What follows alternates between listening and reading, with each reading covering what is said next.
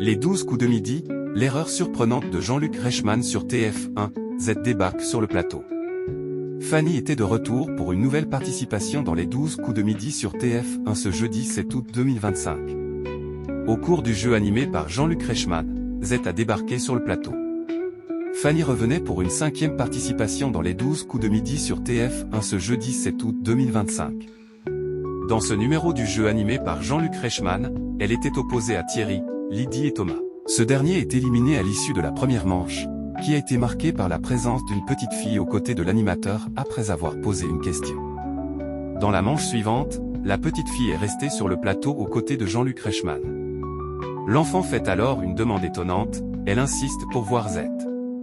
L'animateur accepte et la voix off du jeu, de son vrai nom Isabelle Benage, est descendue de sa cabine. Z, qui a récemment été recadrée, a donc débarqué sur le plateau. La petite fille est aux anges et lui offre un bracelet avec écrit « Z ». L'oubli de Jean-Luc Reichmann dans les 12 coups de midi sur TF1, lors du « coup fatal », Fanny domine Thierry avec une avance de 27 secondes. En finale, alors qu'elle peut réaliser un coup de maître à 30 000 €, elle commet 3 erreurs et remporte 300 €. La maître de midi se retrouve donc privée de propositions pour l'étoile mystérieuse, dont la valeur est de 35 262 €. La cagnotte totale de Fanny s'élève à 5 400 €.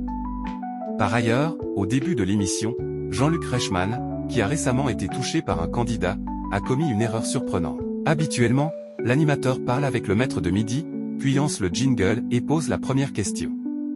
Mais dans cette édition, après avoir reçu un cadeau d'une personne du public, il a enchaîné en posant une question à Fanny, sans envoyer le jingle. Il reconnaît son erreur, j'ai oublié le jingle de la première manche, et finit par le lancer.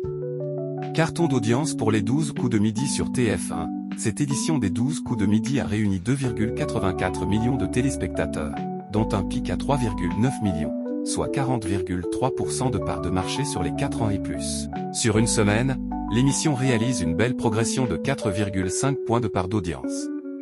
En frontal, Tout le monde veut prendre sa place sur France 2 est toujours proposé en best-of. Sur les cibles commerciales, le jeu animé par Jean-Luc Reichmann, qui a récemment piégé un candidat, a séduit 34% des femmes responsables des achats de moins de 50 ans, 31% des 25 à 49 ans, 53% sur les 15 à 24 ans, 38% des 15 à 34 ans, et 39% auprès des 4 à 14 ans.